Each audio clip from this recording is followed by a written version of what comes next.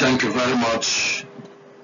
We're going to look at Module 1, CHE 412, Introduction to Electrochemistry. Welcome to class. By the outline, we're going to be looking at introduction, some definitions, some units and more definitions. Why do we study electrochemistry? So we're going to look at why we study electrochemistry, and then we'll conclude. Now, this introduction will go in form of a little trace of the development or history of electrochemistry, just a summary of it for us to understand that a lot of people have been working on this concept so many years ago to get to where we are right now. Until the end of the 18th century, the study of electrochemistry was concerned by what we know and refer to as static electricity. That is, electrochemical phenomena at high potential and intermittent current. The beginning of the study of electricity of low potential and steady current and the start of electrochemistry may be traced to observations of Galvani and Volta. Galvani in 1791 observed that a frog's muzzle twitched when touched by an iron and mercury wire in contact.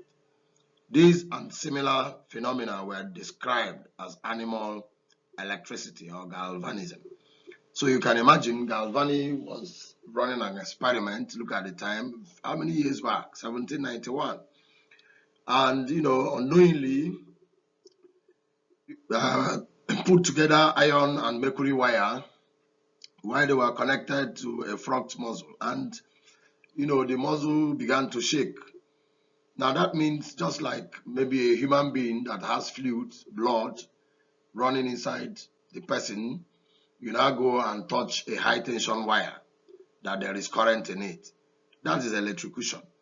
So the example of what happened to that, the frog's muzzle was a kind of electrocution. So Galvani now decided to look at it. What exactly is happening to this frog's muzzle? And that was described as animal electricity.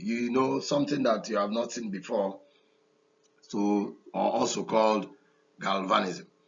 Now, it was after that Volta constructed a voltaic pile, and that is what we can call the forerunner of all electrochemical cells. And he used that to now run experiments to confirm that galvanism is also true. Now, that voltaic pile was the first source of large currents or low potentials. Now, further to that, Nicholson in 1800 used that pile again to pass current through water to obtain hydrogen and oxygen at the electrodes, which was the first example of electrolysis. Of course, we're going to see, I think it should be in Module 4.6, electrolysis, what electrolysis actually means. Now, we're going to the man who can be said to be the father of electricity, Faraday. He now used solutions of fused salts to confirm these, what Nicholson did, splitting water into hydrogen and oxygen. So Faraday went further to do some work on that. Now, but at that stage, there were so many things that were not clear. For instance, electricity was regarded as one or two fluids, so people didn't know exactly what was happening. There was no agreement whether chemical reaction was there and so on. So all these things, as time went on, are things that experiments were beginning to make a little clear. Now, one of the important landmarks was the theory of Grotius. Grotius in 1805, tried to look at mechanism of electrolysis, where he now explained why the products of electrolysis appear only at the electrode, which we are going to see. Now, he envisaged a positive and negative portion of the molecules. You see how this thing is coming out, gradually, positive and negative, when we start talking about cations and anions. But at this stage, nobody knew what was positive or the name of the positive and negative. It was Grotius was only envisaging that there must be a negative portion and a positive portion of the molecules, which now exchange patterns on the action of the electric field. Now, it should be noted that at this time, laws of chemical combinations were the only experimental evidence in support of the concept of atoms and molecules. So it wasn't clear what was actually going on. So it was not until the end of the 19th century that this concept gained universal acceptance. Now, following this universal acceptance, many similar theories were, widely accepted.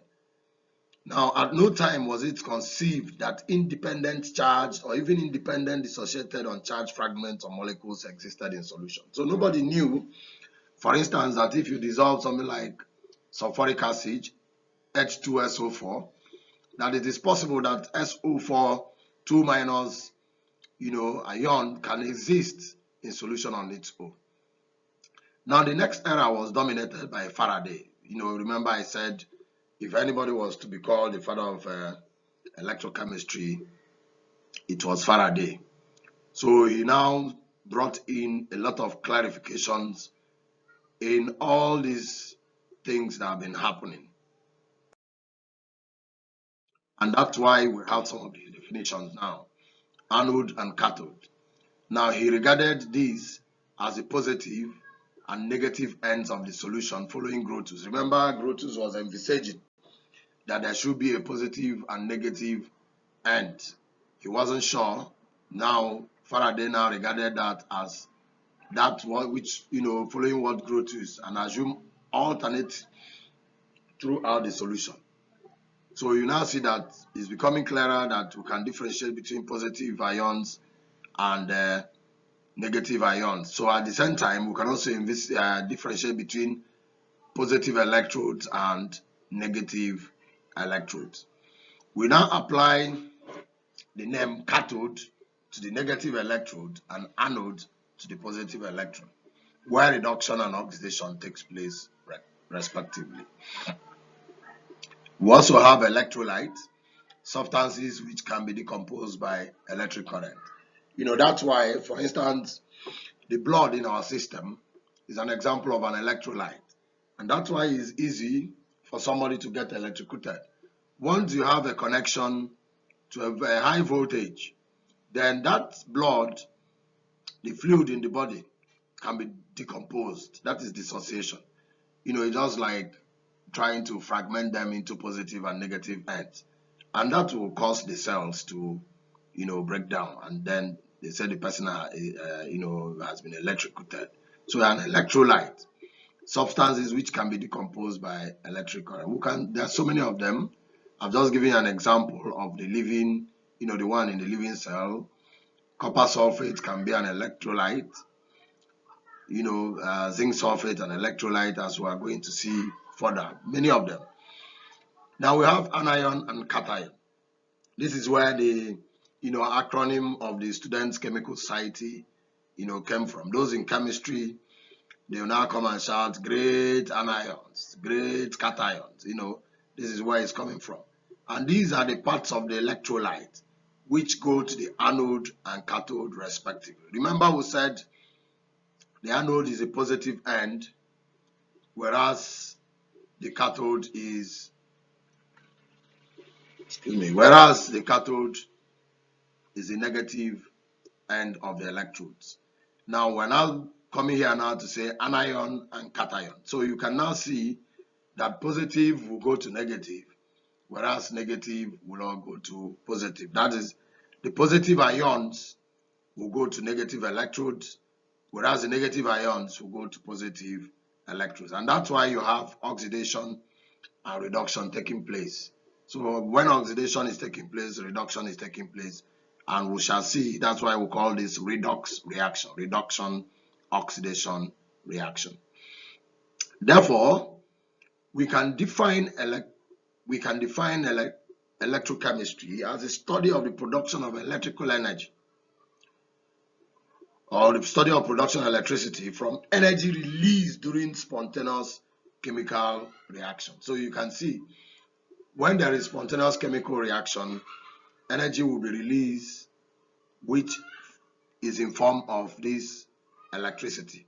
That's why if you put a bulb to that, you see the bulb will be shining, because that spontaneous chemical reaction will produce electricity. That is the flow of electrons.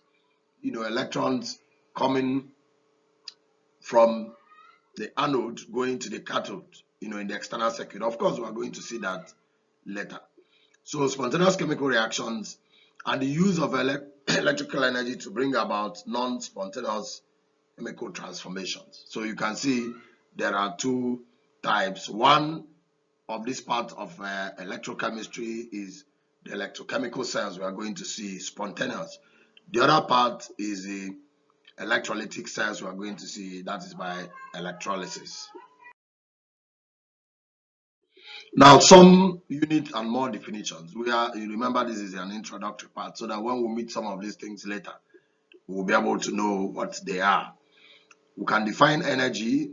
Energy is measured in joule, and joule is equal to coulomb multiplied by volt.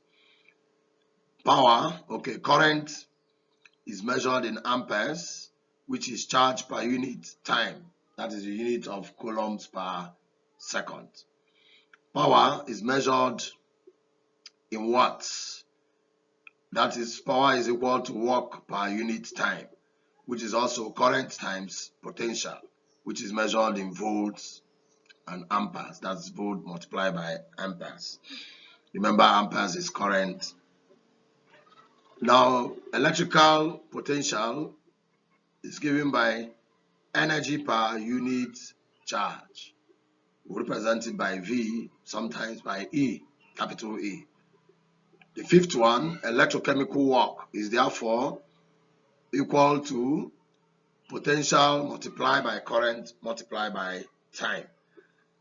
And that is charge multiplied by potential. Remember, current times time is equal to charge. So where E is the electrical potential in volts. We also have that for 1 mole of electron, the charge is Q. And that charge Q is equal to N subscript A multiplied by E, where N subscript A is the Avogadro's number. So Avogadro's number multiplied by the charge of an electron.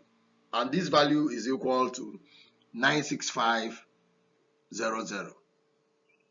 That is 96,500. And we will see what we call this.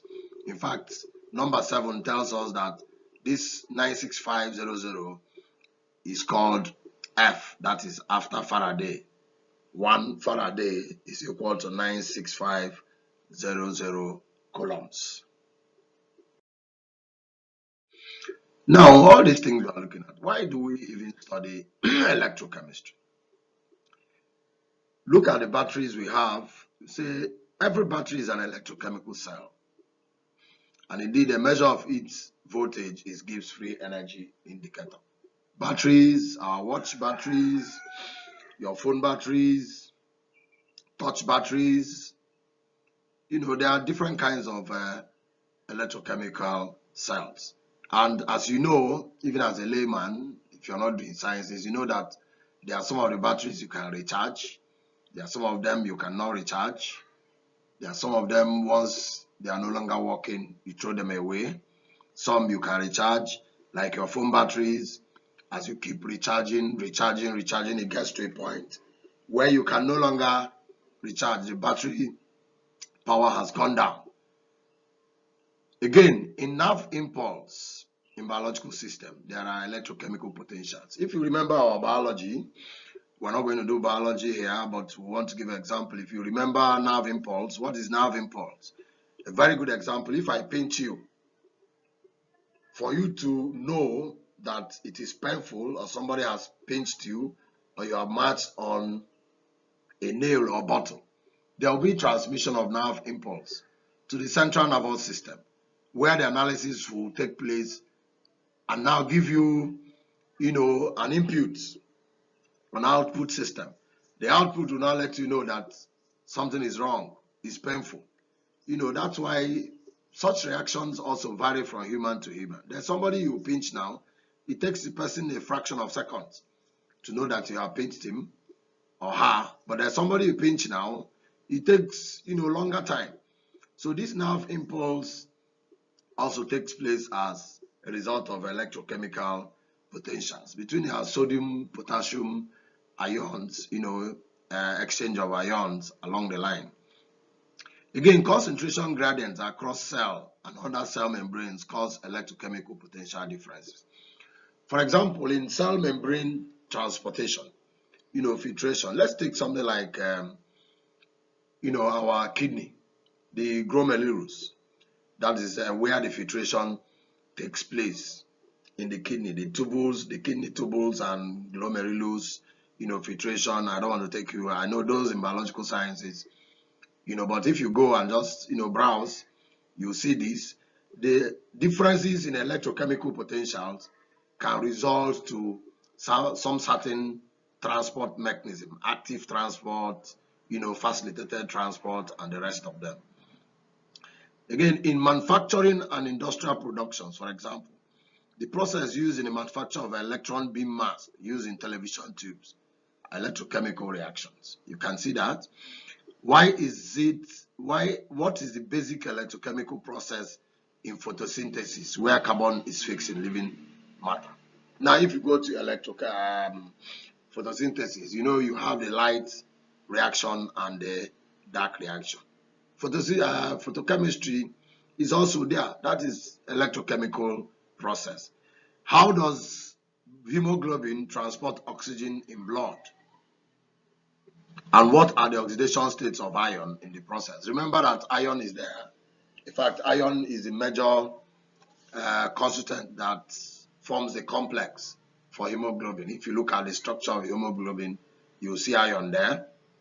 Now, it is the same, electrochemistry or electrochemical reactions, electrochemical potentials that can cause the picking up of oxygen, to transport to the blood cells, picking up carbon dioxide, removal of carbon dioxide. So you can see that there are so many reasons why we can say the study of electrochemistry is important. So that's why it is important for us to know the basics. For you at this elementary level, we're not going to go deep. We're just going to look at the basics of electrochemistry. We've come to the conclusion of this module. We've looked at some definitions in electrochemical reactions. We also looked at some units in electrochemistry. And then, of course, we explained why we study electrochemistry. Of course, basically, remember, we tried to trace the history of electrochemistry, just simplify the history. We didn't go so deep to start, mentioning all the names, bringing up all the pictures. We're just trying to make this video to be as short as possible so that you will be able to enjoy the video. Thank you so very much.